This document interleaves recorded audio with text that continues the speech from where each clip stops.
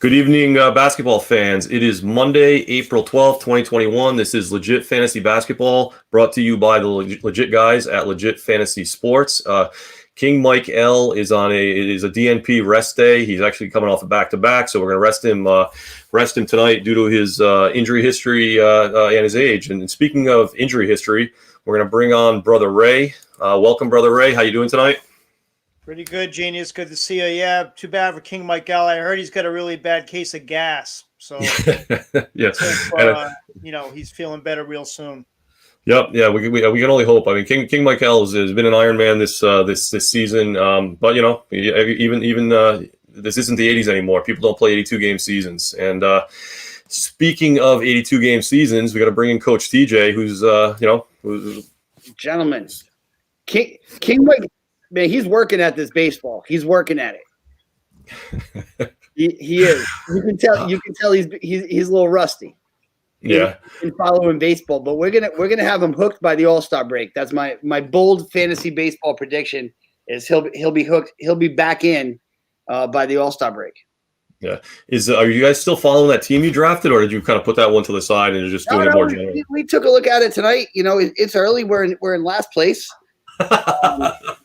I'm gonna give partial blame to the team that drafted it, and partial blame to the manager that's probably not managing it on a morning by morning basis. I'm gonna go on a limb and say that, but at least it gives us something to.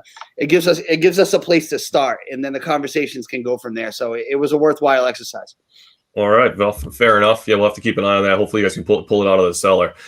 So moving over to the NBA. So what I wanted to start with is get your thoughts on some of the games that happened since we last did a show. So we last spoke on Thursday. So we had the Friday night slate, Saturday and Sunday. So 3 days of games, and there were a lot of good ones. The one I wanted to talk about on Friday night, because I actually watched this game with King Mike L, is the T-Wolves at the Celtics. Now, Celtics won in overtime, 145-136. Jason Tatum scored 53 points, which was ridiculous. But if you like that game, the box score did look so much better than the actual game, because in the last minute, Tatum fired up 2 air balls, and Jaylen Brown shot up an air ball, at least 1 air ball. So that's in the last 50 seconds. It's 3 air balls on the Celtics side, and the T-Wolves are just firing up step back threes, like with a lot of time left on the shot clock. It was just a ridiculous game to watch. So I'm curious if either you guys watched it or if you have any thoughts on the game itself.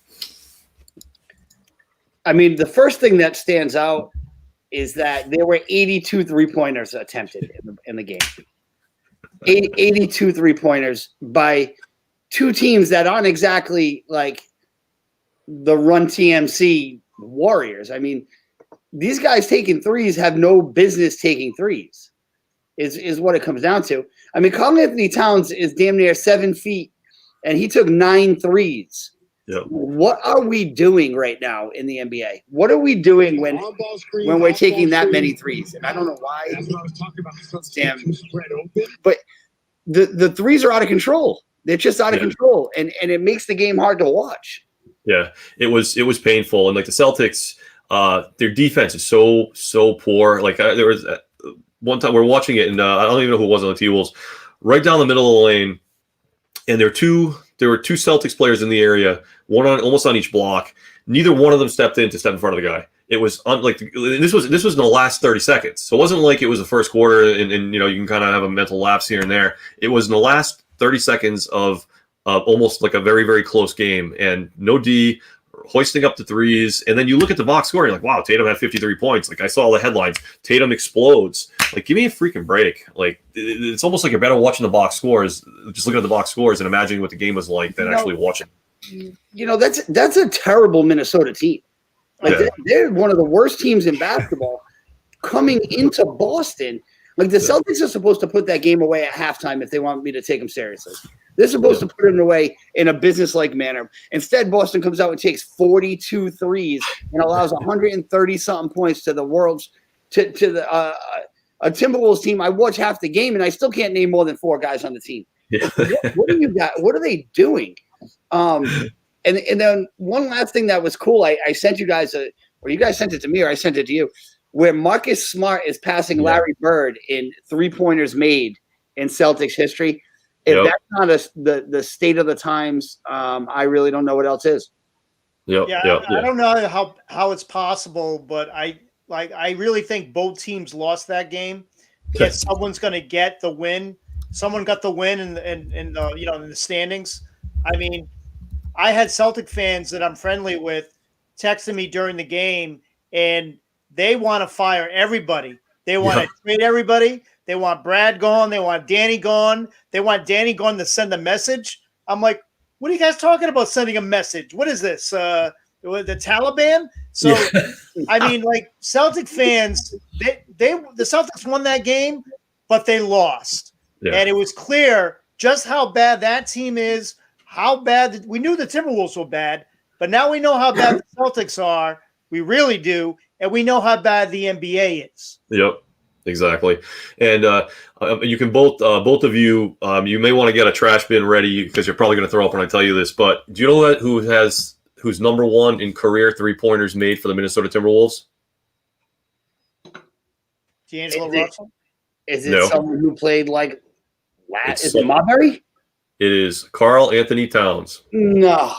He's made 589 3-pointers over 6 seasons.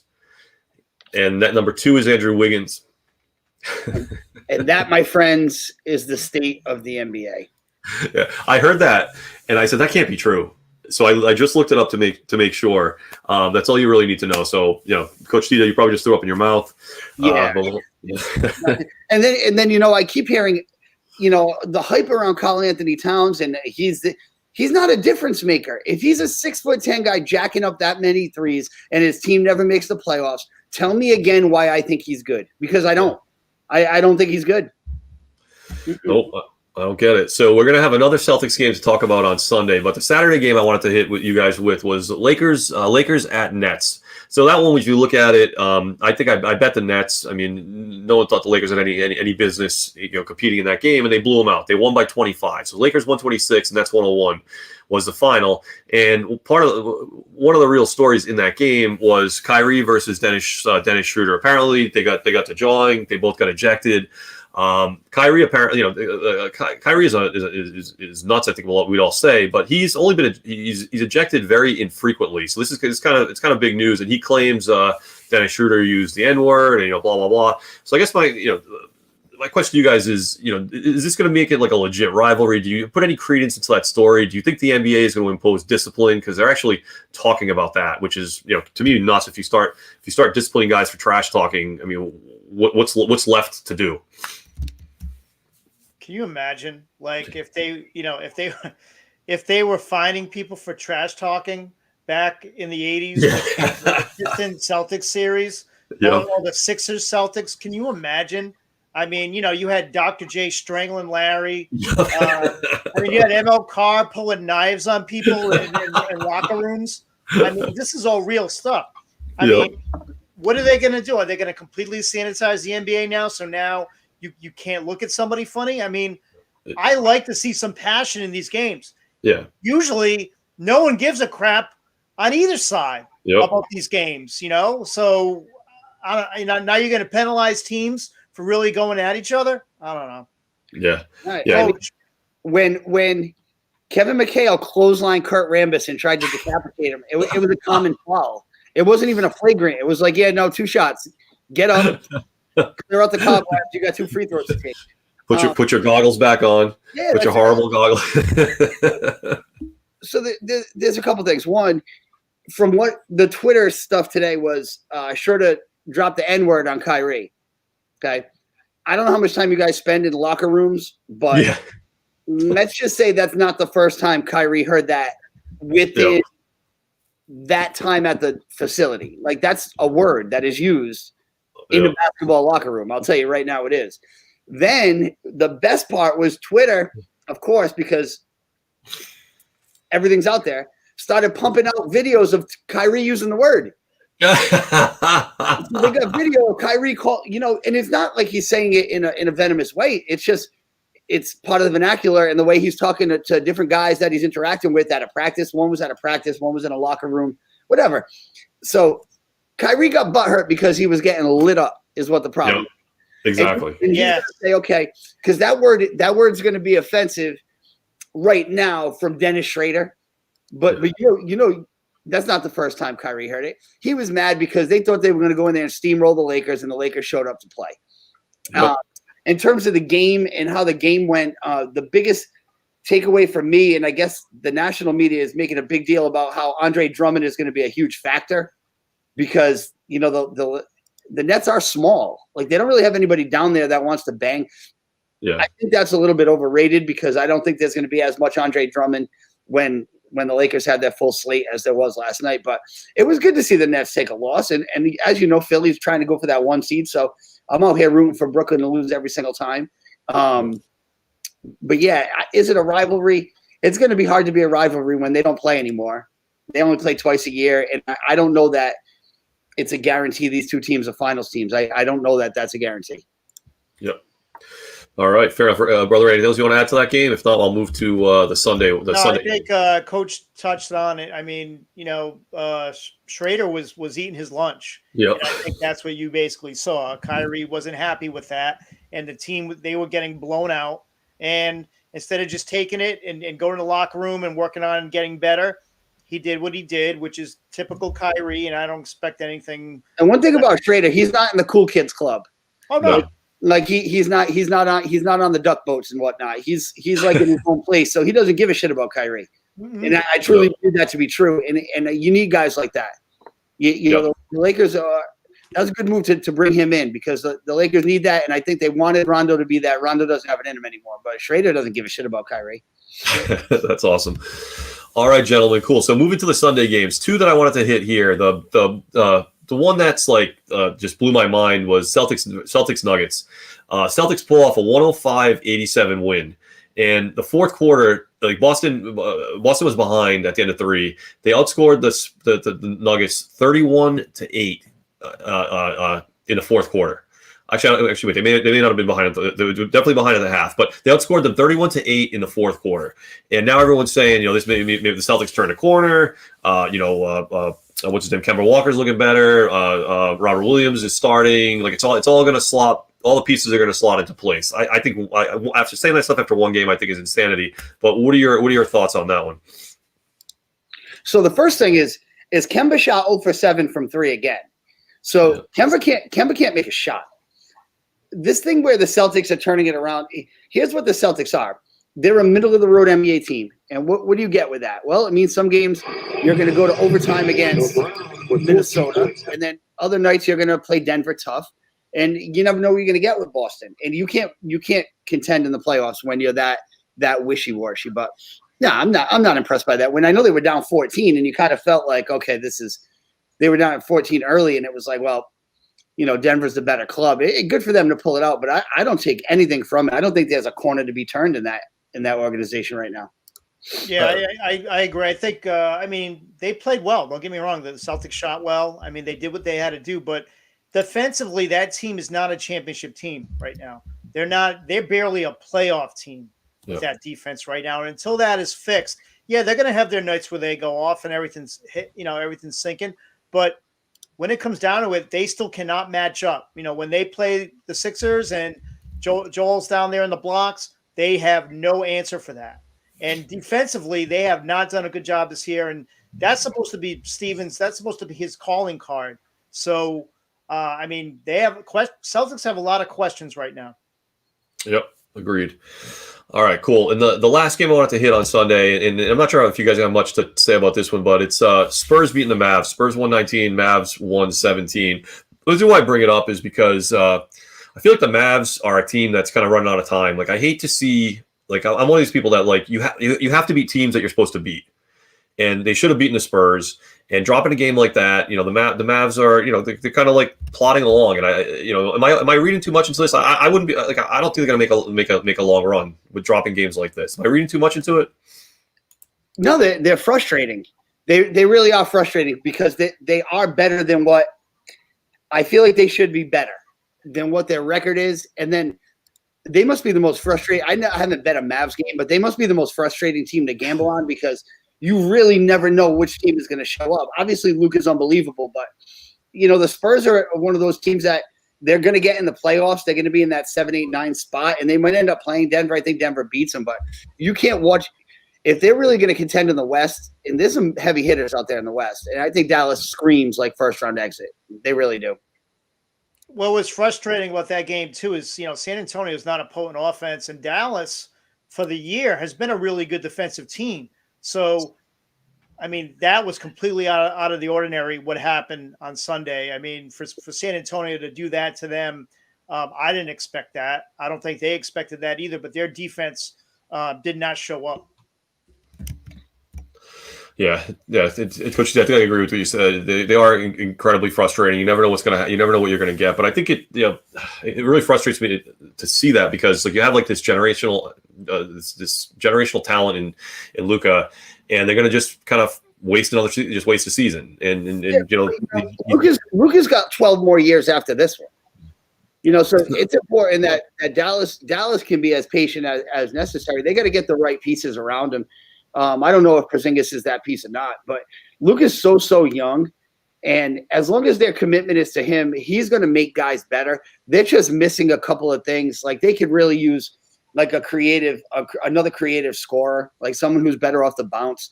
And I think they'll be able to get that guy in time. They're not. It's not time to dismantle Dallas by any stretch because Luka's so young. But this season, to me, the growing pains are there, and I think. They get the Lakers or Clippers in the first round, and it's, bye-bye in 5. Yep. All right, cool. So those are the games I wanted to hit, the kind of the over the weekend. Anything else you guys want to mention with games over the weekend? If not, we'll move into the next segment, which is kind of what's going on tonight. But any final comments on what happened over the weekend? No, I mean, I think those are the games that had the best storylines over the weekend. Yeah. All right, cool. All right, gentlemen. So moving on to what's going on tonight, and knowing you are in the interest of full disclosure, I have 2 bets active, and we're going to make some more as we go. So I'm active on 76ers -3.5 and Pelicans -2, and they both tipped before we started. So I know you guys are Sixers. Am I going to win that bet? How do things look right now? We're up by 5 right now. Yeah, we're up by 5. A couple of key things from the Sixers game right now. Danny Green has not scored because he's terrible at basketball. So we keep pushing him out there for 15, 25 minutes a night. So that's happening. And then Simmons, I think Simmons has 2 points. Oh, Simmons must have got hot since I turned around because he's got 8. But wow. Yeah, yippee. And yeah, and Embiid's just being Embiid right now. He's already been to the line 8 times. I'll tell you, I think Chris Paul should be the MVP in the NBA, but Embiid's probably shoot it, drive it. But I think Embiid's going to win this award. Like no one can guard him right now. And I'll also say Furkan has been playing off the charts. By the way, Coach. I mean, he's someone that after a couple of years, I thought he was just going to be a bench guy, may even be out of the NBA. He's really been coming into his own lately. He's got 9 points tonight, so. If they can get some production from him, man, that would look really good. I definitely thought he was going to be like 10th, 11th, 12th man roster, roster filler that comes in garbage time. But no, the kid's got a career. He's young. He's got some trade value now. So watch him get him out of Dodge. But he's been the last month. He's been right there in the rotation, playing big minutes and making big shots. Assists too. I mean, he's been dishing the ball. I mean, that's not something you expect from him. You just expect him to light it up, but he's playing well. Cool. All right, excellent, gentlemen. So moving into the games that haven't tipped off. So there's actually 5 of them that tip off at 9, 10, or later. So we kind of go through these quickly. I'll tell you the game, the spread, the over under, and then just so you have thoughts on it. You don't have to pick every one, and I'm only going to do the ones for tonight because I think we agreed that picking going further out than the day is almost impossible with all the DMPs. So the next tip off is the Wizards at the Jazz. Wizards are plus 10.5. And the over-under is 233.5. Any lean on that game? Any angle? Anything we should watch for? Yeah, we should watch for the Jazz to win by 25. See, one thing about Utah, you had just mentioned it with Dallas or whatever. Utah does not lose games they're supposed to win. Like they just win. And they're 2.5 games up. They're 40-13 right now. My goodness. So they're on another streak. I'd feel comfortable giving the 10 points right now. I agree. Conley's not playing tonight, by the way. He is sitting. So if you're looking at DFS, Ingles would be a good start. He's going to get a lot of minutes. But yeah, Conley's not playing. I still like them, given the points. Mm-hmm. All right, perfect. So I click that one. So I'll put the bets in all when we're done. But I did click Jazz minus 10.5. And I think I don't know, but the over under is 235, which is kind of high. So I might lean on that one too. All right, so the next one after that is Bulls at Memphis Grizzlies, and the line is Bulls plus 2.5. Over under is 228.5. Thoughts on the game, brother? I like the fantasy angle there. So let me know what you guys think about this one. Yeah, I like Memphis in this one. I don't know. I think they've been playing better lately. Chicago, I mean, still up and down. I like Memphis tonight. Yeah, I like Memphis tonight too. The Bulls just lost to Minnesota and Atlanta, so that just lets you know like where the Bulls are right now. Memphis, I'm having a hard time with Memphis. They're one of the teams that I just can't get a grasp around. I feel like they're not good, but then they'll win a game that I think they should lose. And, they went and smacked Philly the other night. So yeah, I'm going to take Memphis. Yeah, they're one of those teams where, you're trying to chase a team and you bet them after they win. And then they beat Sixers. So in this 7 weeks, I've been high on Memphis throughout parts of the year. They beat the Sixers. I'm like, all right, they're going to play some crap team, bet them, and I lose because I'm chasing. So I'll probably stay away from them for a little while. All right, so that's that game. Next one is Kings at Pelicans. Pelicans are 2.5 point favorites. Over under is 236. I mentioned earlier, I bet the Pelicans minus 2.5 already. So hopefully we line up on that. But what are your thoughts? Your thoughts on this one? It's only 2.5. Yeah, that's why I bet it. I mean, to me, there should be a 7-point spread, unless somebody knows something that I don't. I mean, I know Ball's not playing, Coach. Ball's not playing tonight, but still, I mean, but I still like them.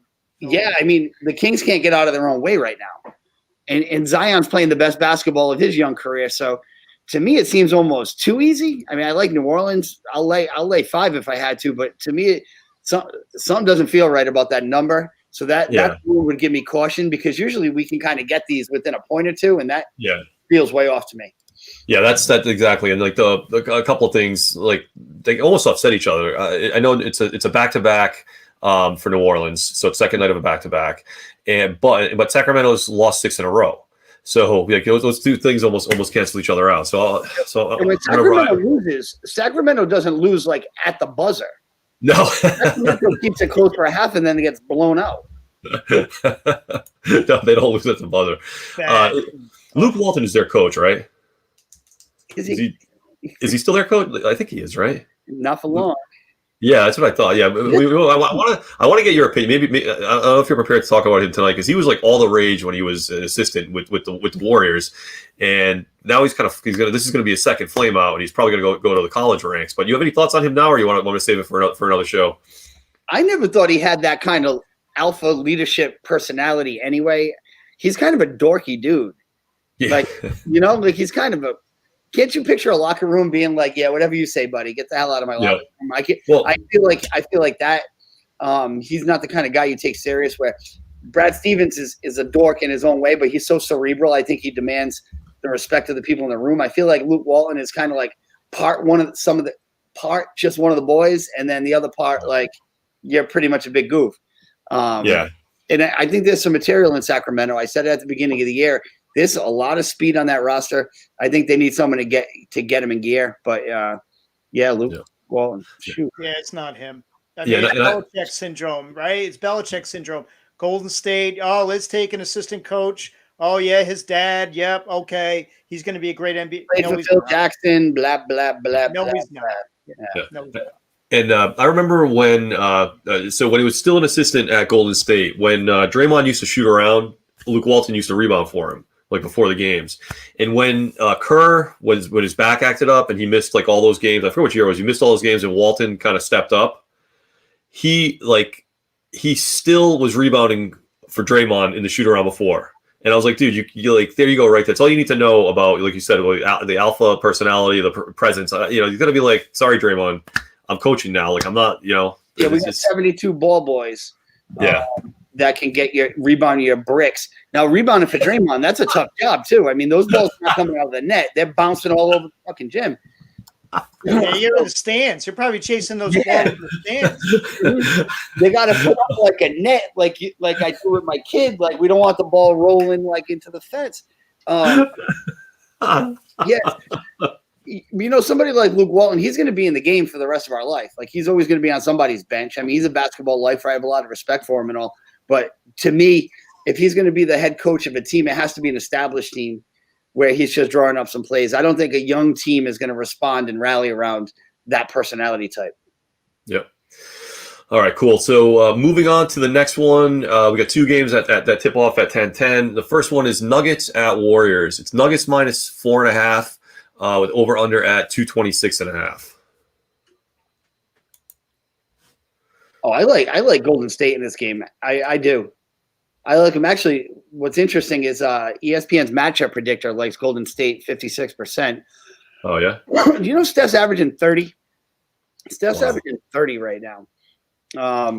Yeah, I like Golden State. The injury sucks for them. It really does.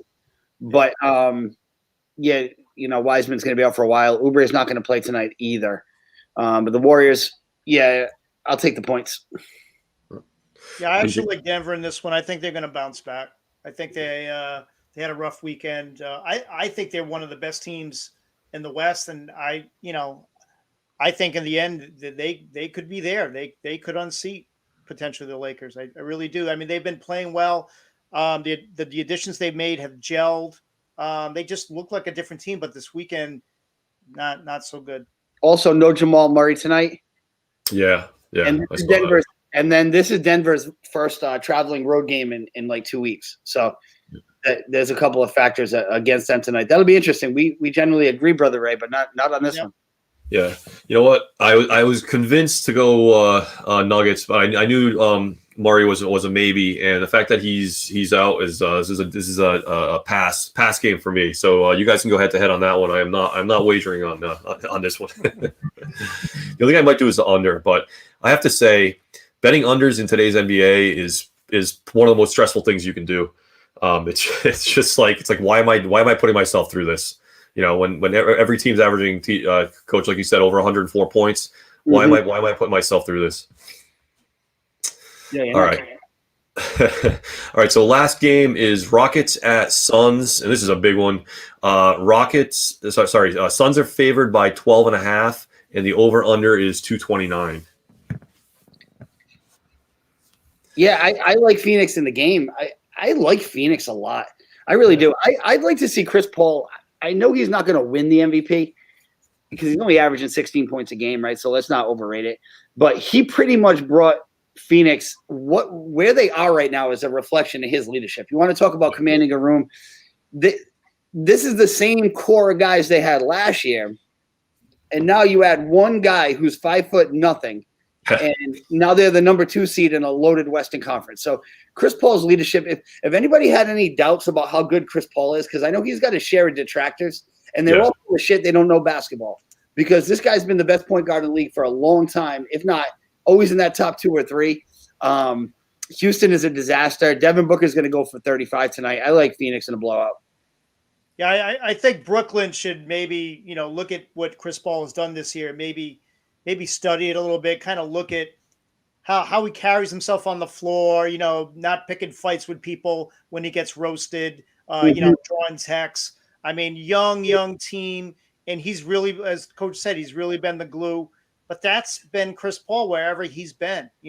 He's not doing this. He's playing the game, and they are solid right now. They have some. Has Chris Paul ever been on a bad team?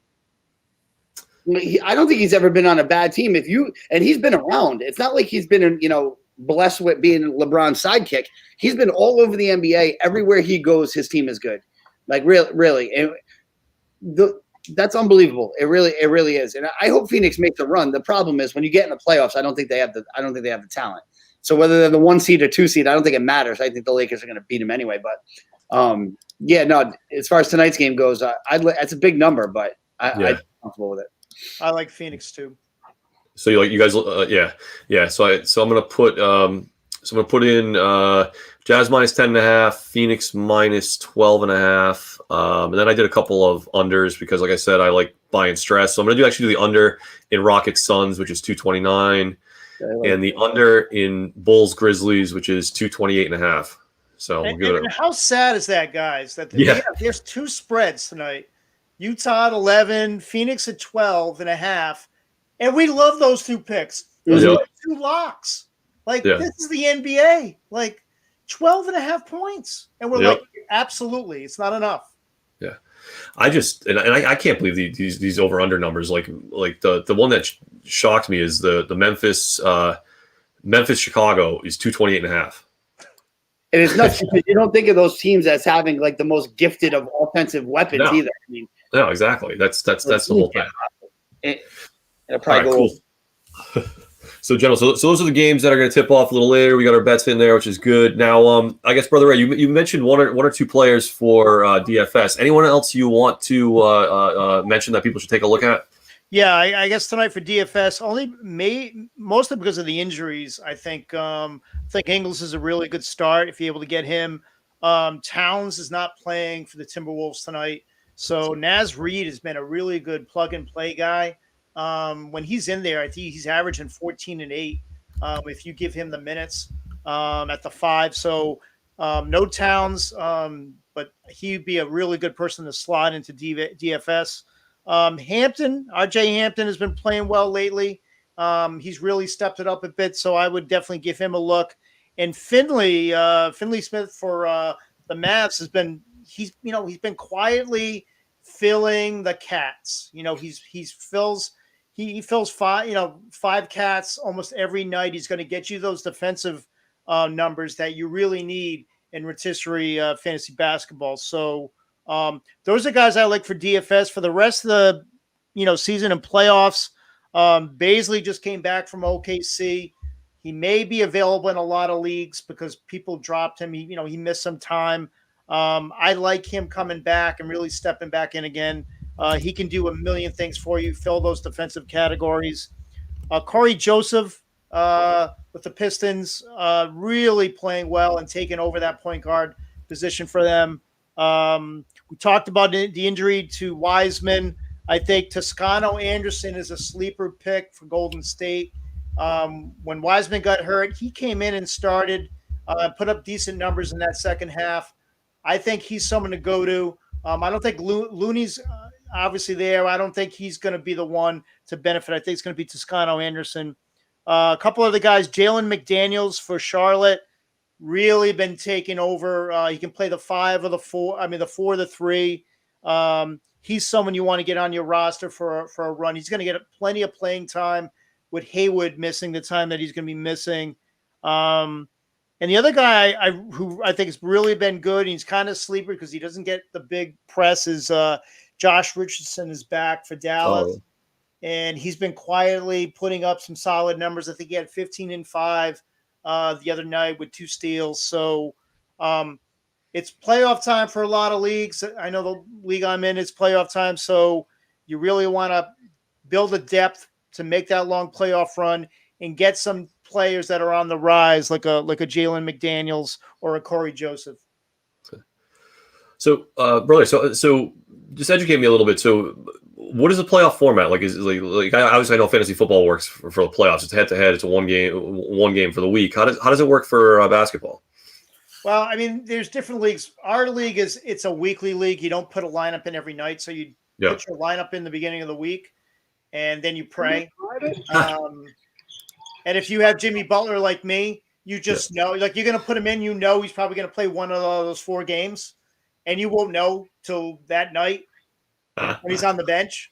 But it's a category-based league, so you have 7 categories, and basically so if I win 7 categories and my opponent, throughout the week wins 0, it's a 7-0 win. So that's how we do it. So categories are important. Steals are important because if you can win a category, field goal percentage. some nights you'll start a bunch of centers, like for your extra players, because you want that high field goal percentage. So yeah, I mean, it's interesting. I mean, it's tough with the weekly because of COVID and because of these players in general. But yeah, so that's rotisserie basketball. Every category is important. Yeah. And so you said your playoffs kicked off are kicking off. So you're okay. Yep. And then so it's is it single elimination? Like if you win this week, you move on, and the other person's gone. Is it like head to head? Yeah, it's head to head. So you win, you move on, and then but having the categories, I think, is because you just got to win 4-3. Yeah. So if you can load it up, identify those 4 categories that you can dominate, look at your opponent and get those 4-3, you win. Yeah. Cool. All right, Coach, do you do fantasy basketball or not? I do. We didn't do it this year, but we always do. And then this year, for whatever reason, we couldn't. We have a hard time getting guys. Oh, really? Okay. We're forever looking for guys. We've got like 4 out of our, say we got 10 spots in the league. 4 of us are like all in every year. And inevitably it's the same 4 guys that make the playoffs. And I think everybody else like whatever. It's hard to get in a fantasy basketball league, but we did something similar. We generally have more categories than 7, but it's the same kind of thing. You can afford to punt a category, straight up punt it in fantasy basketball. Be like, yeah, I'm not getting, you've seen guys go point guard in the first 3 picks, thinking about, I'm going to win assists, steals, and forget about rebounds. Like you see shit like that happen. But fantasy basketball can be fun. It can be a lot of fun. We did one year was the most fun. We used their actual real salaries. Oh, that's cool. So we did it with the real, so you couldn't load your team up. Like it was almost like you had to find bench guys that were on short contracts that you could like sneak in. I had Montrezl Harrell really hooked me up. It was nothing. Nice. That particular year. So you have to, that added a level of strategy to it, but that's only for the super nerds. Cool. That's awesome. All right, gentlemen. So that kind of covers games for tonight, covers some of the fantasy advice for the week. So the last thing I wanted to do is pick your brain on a few kind of big picture topics in the NBA. And I'm going to go slightly out of order here because I really want to get Coach TJ's opinion on this. So I'm not sure if you're aware, but offensive efficiency is off the charts this year. You're probably aware of that. But what you may not be aware of is that there are 7 teams right now that have a higher offensive efficiency than has ever been in NBA history. So it's either the Brooklyn Nets or the Clippers, depending on where you look and exactly how you calculate it, are going to be the most efficient team in the history of the NBA. And if it's the Nets, it's freaking crazy because Kyrie, Durant, and Harden have only been on the floor together for about 7 games. So when you hear those numbers, it's kind of mind blowing that you have 7 teams that are the highest ranks in the history of the NBA. So Coach T, do you have any thoughts on that? Well, the nerds have taken over. Is what it comes down to. That stat that you gave me really does blow my mind, though, because it fails the eye test. Like when I'm watching basketball, I don't feel like I'm watching the most efficient basketball I've ever seen in my life. Yeah. If I had to guess, I would think some of Stockton's teams would have been the most efficient. It seemed like they were like machines. Every time down, they got a damn layup. I'm really surprised to hear that. James Harden does a lot for efficiency numbers because he doesn't turn the ball over. Like he's got the ball so much, and he's a very efficient player considering he gets to the foul line a bazillion times and every other thing. I'm really surprised to hear that. And again, it's turning into there's a lot of math involved in basketball right now, and that's why you're seeing teams take 42 threes, because if we're breaking efficiency records and this is the way the game looks, then why change it? But I'm shocked, Kevin. Yeah, it's crazy, Brother Ray. What do you think? What do you have to add? I don't think I'm happy with that stat because now that, like Coach said, now that gives everybody more excuse to just keep heaving it up. I mean, I thought it would be the opposite with with the number of threes that teams are taking. It also, I think, speaks to the level of defense that is in the game right now, which is non-existent.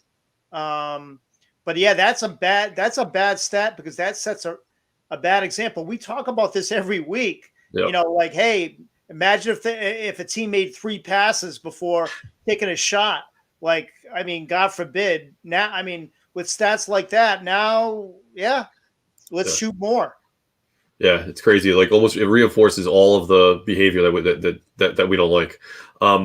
And one thing I've heard as a possible counter to this is, I guess the NBA is going to look into reassessing the call or the I don't know if it's a call or a rule when you're going to take a jump shot and you basically dive sideways into a defender and you get called. They call the guy for a foul and you're shooting 3 free throws because you were supposedly taking a 3 even though you dive sideways. I guess they're going to start looking into that, and they think that would that might change things a little bit, but I don't see how that's like kind of a panacea to solve the problem of what's going on in the NBA. I'd like to see that changed, but I don't know if that's the only thing that needs to be. How many times in a game is that call happening? Exactly. 3. Maybe if you got some of these shooters, like maybe some guys are better than others at drawing that contact, but is that going to change the overall scope of the game? No. Yeah. I don't know what does. Yeah. I guess the easy answer everybody wants to go to is moving the line back. But you can only move it back so far in the corner. I mean, the corner is the corner. You can't change the court. It'll cost $1 billion to change every basketball court in the country. So this is the game. This is what we're stuck with. Yeah, but that's only temporary anyway. So you move the line back, the guys will just shoot from. They'll get better at shooting from further out. That already happened. Right. It's not like guys are towing the line like it's a free throw. Yeah. Like Steph's shooting from wherever the heck Steph feels like shooting from. Yeah, exactly. Like that Minnesota Boston game that I keep going back to. The guys on Minnesota were hoisting threes 2 steps over half court, and in the last minute of a tie game, and it's like I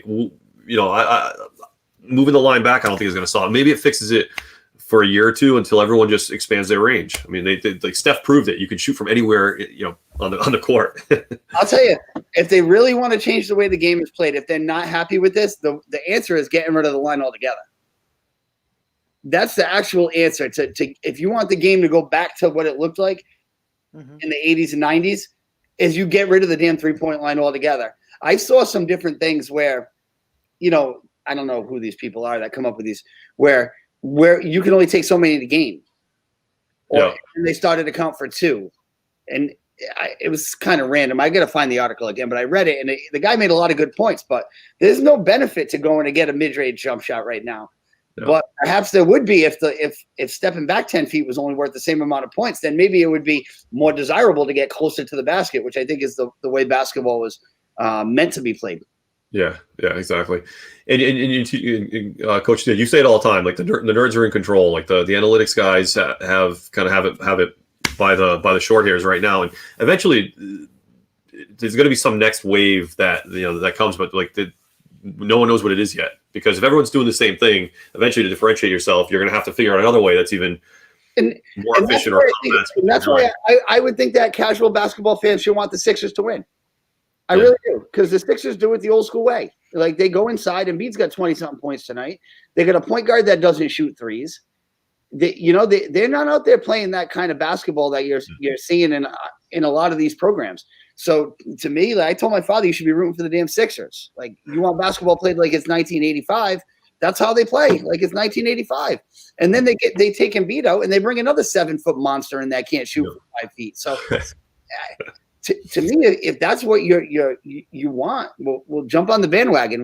You don't get a good seat on the bandwagon, but we'll take all comers. It doesn't matter who the Sixers get. They could get Steph Curry. He would not be able to hit a 3-point shot. No, they didn't bring another 0 for tonight.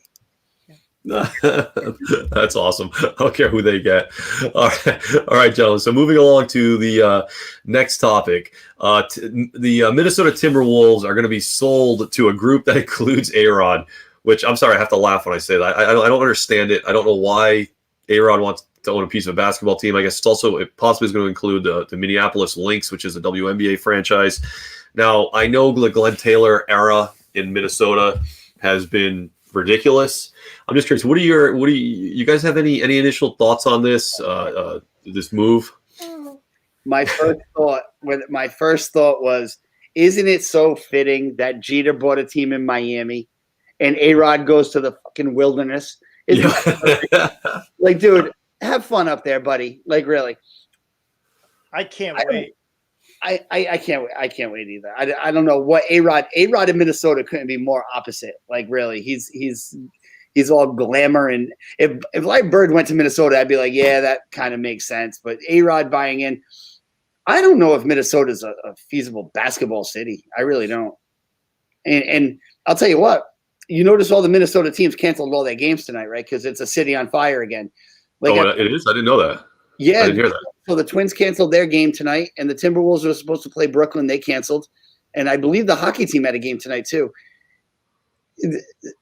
Maybe you just take sports out of that place until they figure it out. And I'm not even bullshitting. Make them go play in Buffalo or something like that. It's cold and boring there anyway. So, the one good thing about Minnesota, though, and I can't wait for this to happen, an A-Rod's divorce, right, with J-Lo, and he's going to try and push the Timberwolves to J-Lo, like, hey, take the Timberwolves. And she's going to be like, no, I'll take that pocketbook, that $5 pocketbook that I had before I take the Timberwolves in the settlement. Can you imagine that? Here, honey, take the Timberwolves. I'm sorry. But yeah, Jeter's on South Beach. He got a baseball team. A-Rod's got the worst NBA franchise in the worst NBA city in the worst winter of the whole damn country. It's awesome. It just doesn't make any sense to me. It really doesn't make any sense. You see a lot of these guys trying to buy into teams. Like, I guess LeBron's in some kind of – he's involved with the Red Sox somehow. Yeah, which is crazy. It is a notch on the belt of these guys to be part of an ownership group. It puts you in a different – as much as they're in the 1%, that you start getting into sports ownership, you're in the 1% of the 1% of the 1%, where it's just like, you're in the – that's the big boys club. Yeah, agreed. All right, then do you guys have any a couple of sentence retrospective on the Glenn Taylor era of the T-Wolves, or do we just forget the whole thing and pretend it never happened? Who? What? How much money was the guy making the sale though? Like, did he make? Did he make? He made more money than anybody will ever see. Like, I bet you made a bunch of money. Yeah, exactly. Like he's not hurt.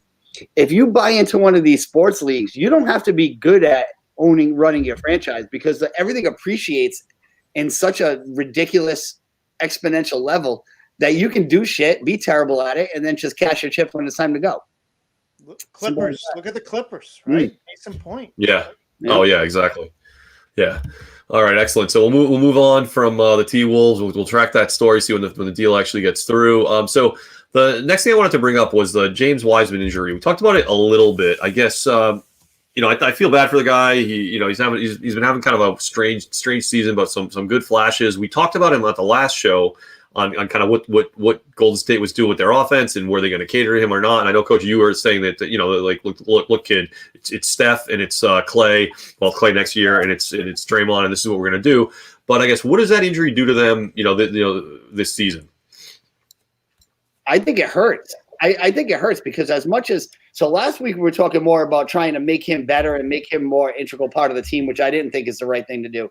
But he's a young 7-foot bouncy guy that they just lost. And, will they be able to survive regular season games? Yeah, I'm sure they will. But for them to win a round in the playoffs, I mean, he's the rim protection. He's the big. He's the primary ball screener. And to take that out of the team, I don't know quite how they replace him. Exactly. I'm just surprised the media does not like him. No. I mean, the media that covers that team, they despise him, and I don't understand why. I mean, he's a young kid. I mean, he's developing. He's got skills. I mean, there's not many 7-footers that can do what he does, and they just do not like him. Yeah. I mean, if you read these articles, it's like he's coming out and like doing scoring 2 points a game and falling out every night. I mean, I feel bad for the kid. He's 19 years old. 19. So even if his ceiling is Clint Capella, that's a hell of a piece. All right. So maybe he's not going to turn into Hall of Fame. Maybe he's not David Robinson. I don't think anyone's accusing him of being David Robinson, but there's a guy you can have a big in your program for 12 years when you got a guy like him. Until he's in his 30s, you can keep that kid. And you're right though. I never hear anything good about him. Nothing. I know and anytime someone says something positive, there's always a counterpoint on how he can't do this or he can't do that. And like I said, I don't get it. He's 19 years old. He's 7 feet. He's a crazy athlete. It just doesn't make any sense to me. So I'm glad you brought that up, Brother Ray, because I had noticed the same thing, and I'm like, maybe I'm just looking at the wrong sources. Yeah, that's a big loss for that team, as Coach said. I mean, they don't have anyone else that can do what he can do, and now they're going to have to play small, and that's going to hurt them. at some point. Yep.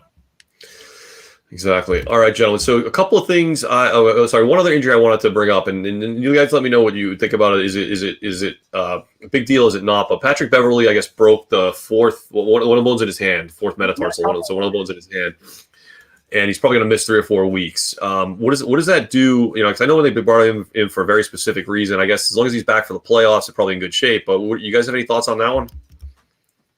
It might be good for him. It might be good for Beverley to get a rest getting into the playoffs, because what they need from him is like 150% like effort, energy, and effort. And this regular season, I can picture Beverley being so pissed off at the way NBA basketball is in the regular season. Like he's just a dog, and this he can't like this stuff, this AAU style brand of basketball. I mean, he's not. Forget his metacarpal. It's going to be just fine. If not, they'll juice him up until he doesn't feel it. But to get a month off, the way he plays his brand of basketball, it might actually help him. And once he gets his wind back up, he might be more effective in the playoffs. I don't know, but they're going to need him. They're going to need him if they want to go to the finals. He's the type of player, Genius, that he would get the club cast like the offensive lineman, like metal in it, and play anyway, like swat and hit Harden. Yeah. Like when he's going to take a shot. I mean, that's the kind of player he is. Like Coach said, I mean, he's old school. I mean, I love him. I love the way he plays. He's an eraser.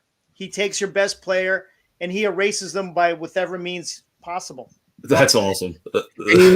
I mean, they're going to have to go. They're probably Mike Conley, Chris Paul, and then agitating LeBron. I mean, those are the things that he's going to have to do in the playoffs if they're going to make the finals.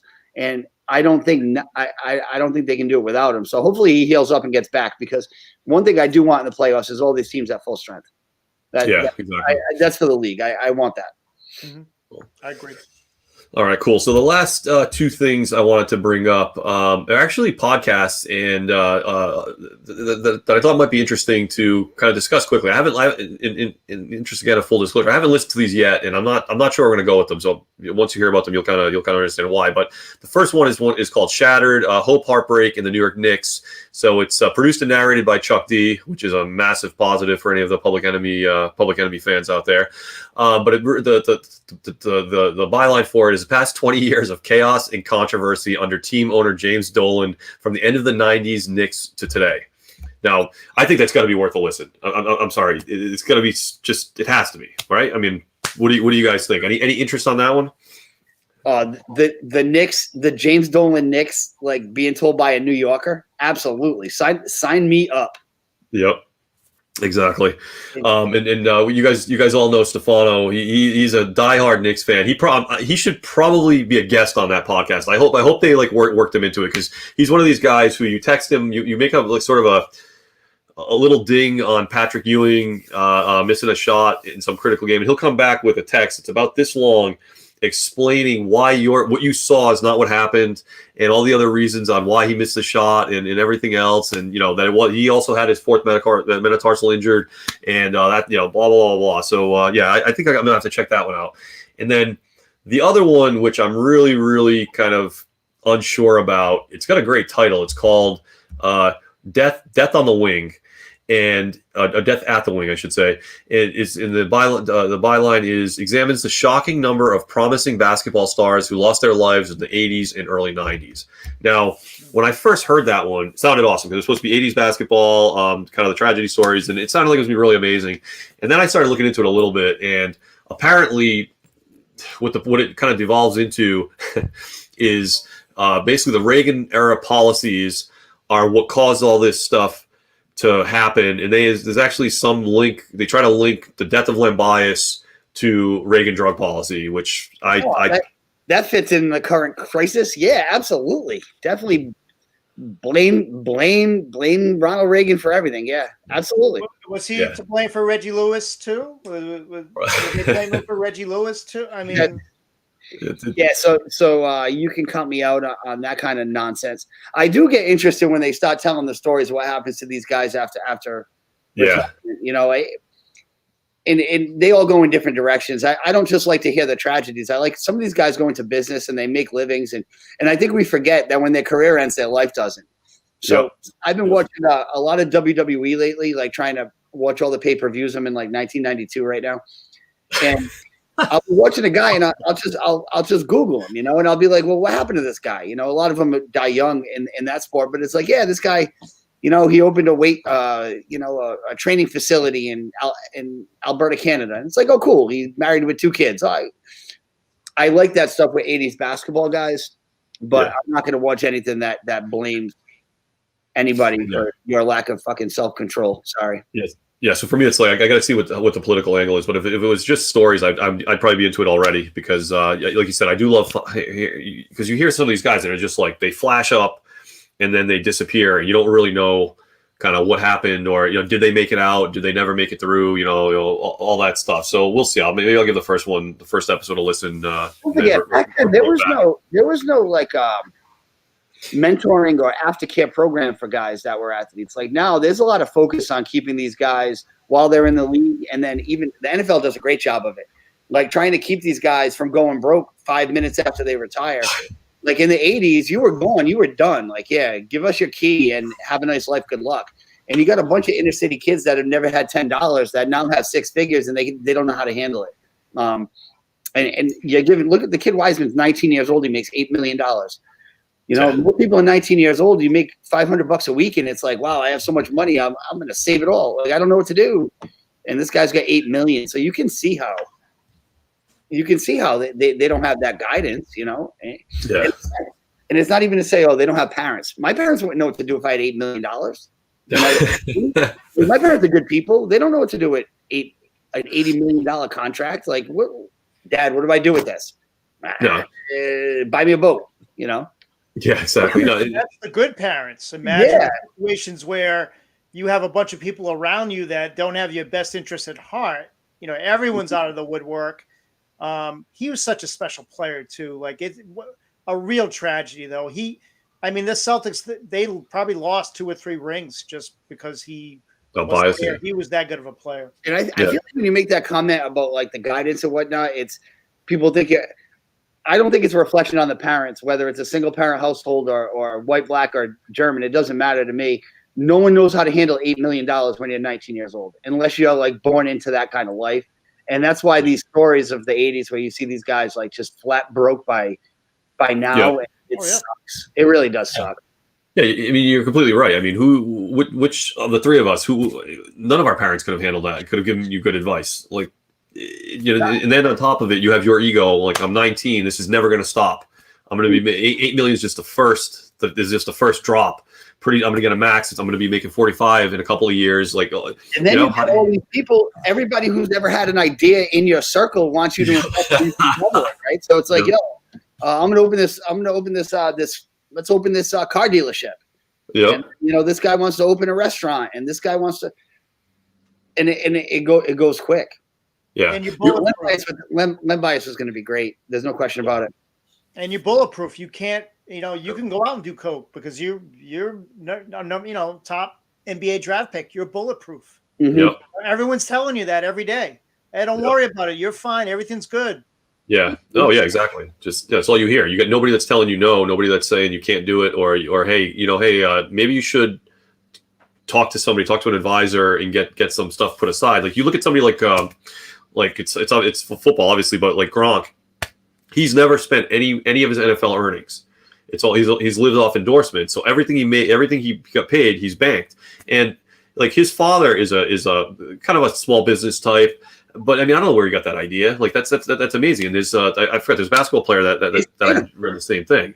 Jason Tatum doesn't spend money. Yeah, Jason Tatum. Yeah, but like you almost need. And the weird thing is when you start saying this, right? You get like, if you're not careful, people are like, what? You don't think they can handle it? Like they're adults. They can handle it. But you're trying. The answer is correct. I don't think they can handle it. That is my answer. Yeah. Correct. But then you got to be careful. Well, why can't they handle it? Is it because of this? Is it because they grew up this way? Is it because of that? But it's like, no, you need to go to a private bank. You need to go to Chase, like private wealth. You need to go see someone that's going to lock you up and put you on an allowance basically, and invest your stuff in a way that you can't touch the principal. And if you want to keep the generational wealth, that's what you have to do. If not, we know what happens. And the evidence is right there. It's right there for all to see. And you know, it's not just NBA players. They get a whole damn show. They'll do marathons of people who win the lottery and they end up broke. Yeah. It has nothing to do with anything. You're talking about educated people that just don't know what to do with a lump sum of $40 million and they're broke. It's like, well, no, I don't think you can handle it either. Like, I don't know. Yeah, exactly. If I went upstairs as a briefcase with $100 million, I don't know if I would know how to handle it. No, but you definitely wouldn't. Like, you have to. Yeah. But see, I feel like most people get to a certain age where I'm in my 40s. I know what I don't know. You know what I mean? When I was 23, if I was handed $100 million, I knew everything anyway when I was 20. 19? 19? That shit would have been gone. Like, can't even imagine that. You're an NBA player. You're 19. You can't even drink. You can't even drink legally, and you have $8 million. Like, yeah, exactly. All right. You're not thinking about retiring at that point. You're thinking about vacation, cars, Vegas. Vegas. Oh yeah, definitely Vegas. But I'm sorry, gentlemen. When Brother Ray starts making it rain, I know it's time to wrap the show up. It's time to wrap the show up. Yeah. All right. Well, guys, anything you want to leave the viewers with, Coach TJ? Sixers are up 14. Danny Green still has not scored. Well, nice. Yay, Danny. Brother Ray. Get ready for the fantasy playoffs, folks. Make sure you got depth. Make sure you get some of these young players. Hopefully, can take you through. Good luck to everybody. Cool. All right. Thank you, gentlemen. And this is Genius Kev. We're going to sign off slightly past the hour mark. This was Legit Fantasy Basketball from Legit Fantasy Sports. On Thursday, we have Legit Fantasy Football and another installment of Legit Fantasy Basketball. So look for those. Thank you all very much for tuning in.